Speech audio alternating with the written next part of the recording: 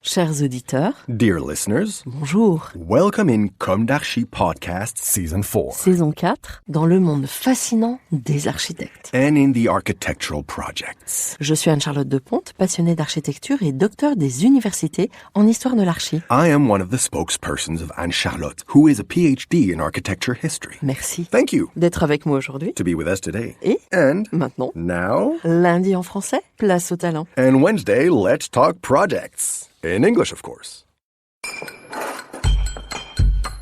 Bienvenue dans Comme d'Archi.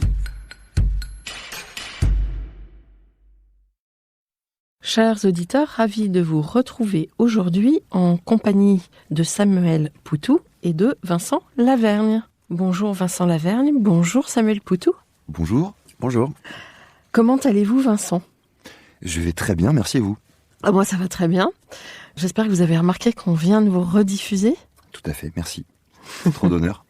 On est rentré dans une phase de rediffusion tous les vendredis et je crois que c'est bien parce que ça redonne de la perspective à ces interviews et puis en plus avec un décalage de 2 ans déjà, il se passe des choses, mine de rien, en 2 ans.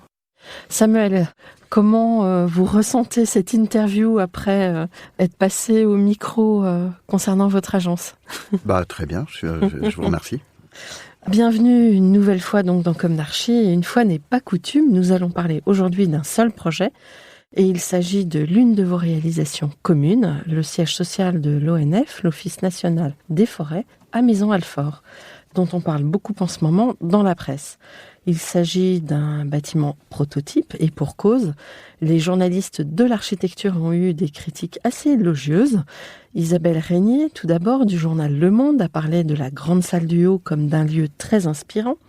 Sophie Trelcat, d'un projet bois qui a su sortir du plan orthogonal, et d'ailleurs on va y revenir parce que je pense qu'aujourd'hui c'est quelque chose de rare et d'assez fort.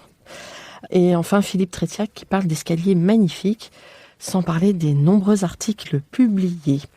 Ce que je souhaiterais pour ma part, c'est qu'on essaie de donner une image globale, holistique, et qu'on évite l'emphase et les superlatifs, qu'on soit vraiment dans la matière de votre sujet. Ça, ce serait super. Je vais vous poser quelques questions au fur et à mesure de l'interview, et aussi vous donner des mots ou des thématiques qu'il vous suffira de développer.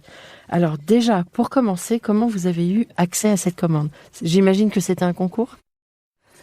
Alors, effectivement, c'est un concours. La particularité, c'est que c'est un marché global de performance. Donc, on répond en groupement avec des entreprises pour réaliser la construction et un mainteneur. Donc, ça veut dire qu'on s'engage à la fois dans la conception du bâtiment, dans la réalisation et dans l'exploitation. Donc, avec un contrat de maintenance du bâtiment pendant 7 ans. Donc, la première étape, ça a été de monter cette équipe avec des partenaires, réunir les différents partenaires, donc nos 2 agences. On s'est rapidement retrouvés sur ce sujet avec la volonté de candidater ensemble. Et on s'est entouré donc du coup des bureaux d'études Elliott et GIS et des entreprises Hervé et Matisse pour tout ce qui est construction bois. Qui sont assez connus, Matisse, c'est une référence. Qui sont un peu la référence en France. Mmh. Et Réolian pour la maintenance. Donc la première étape, ça a été déjà d'être sélectionné pour le concours et c'était pas gagné d'avance. Non.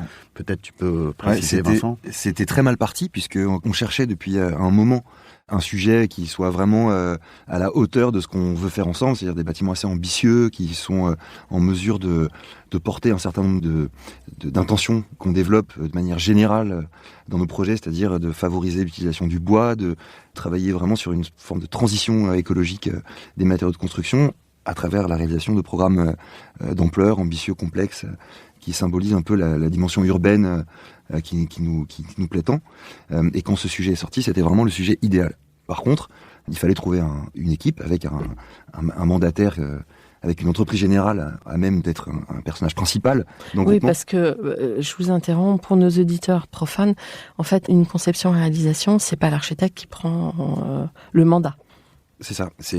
On va dire que c'est une dérogation à la loi MOP qui autorise, lorsque le maître d'ouvrage arrive à prouver que son programme est particulièrement complexe, pour des raisons techniques notamment, à faire appel à ce système de cette dévolution des marchés, où c'est une entreprise qui organise un groupement avec, comme l'a dit Sam, architecte, concepteur et bureau d'études. Et donc on n'avait pas cette entreprise générale. Et c'est grâce au travail acharné de deux de nos associés respectifs, Pierre et Marc-Henri, qui ont réussi à assembler ce groupement avec moult rebondissements.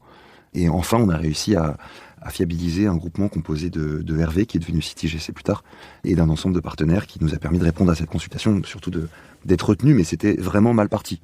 Mmh.